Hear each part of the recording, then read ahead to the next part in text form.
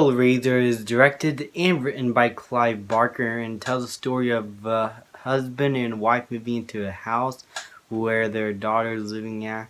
And when the wife discovers the body of her husband's dead brother come out of the floor, creepy stuff starts happening.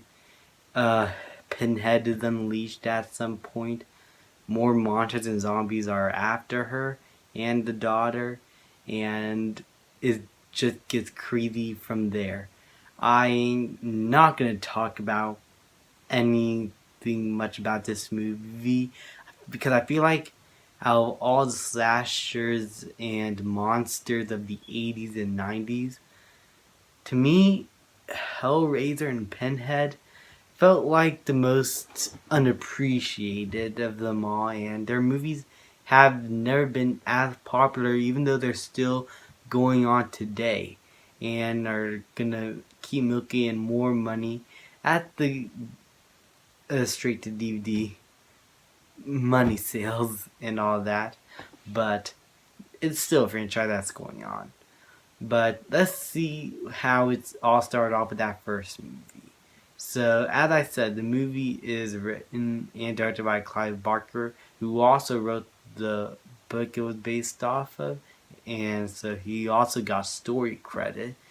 And he did an incredible job with all the work he had to do in terms of the directing and writing and dialogue and direction of the movie. The way he helms many of the horror elements I thought were really well done. And this is like a franchise that has been popular due to its really violent nature and say masochistic kind of vibe to it. I kind of like it about this movie. It makes it unique and different, but it never goes all the way to the point where it becomes mindless. The movie does care about its characters, and you get attached to them pretty early on in the movie. You get to see how they're developed, see how their home lives are going, how they start off, and then once we get to the creepy stuff, we already care about these characters and we want them to be able to get through these situations. So, storytelling wise, this movie was a surprise for me. But what I really loved most about it was its technical aspects. The costume, the makeup, the practical effects just speak 80s horror. And it is extremely riveting. Yeah, there's a few dated stuff here and there, but for the most part, I feel like all the horror stuff, as gruesome and violent as it is, worked really well here and gave me that cringe vibe that I like getting from these kinds of movies. Not like I'm cringing because the movie had like something like really bad, like bad dialogue or something incredibly stupid like that. Maybe cringe because of what it's showing me, and I like that about it.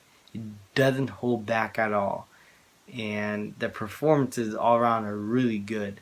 And the dead brother that comes from the dead, that like formed into this zombie. Oh my god, he was one of my favorite parts. He was so good in this movie.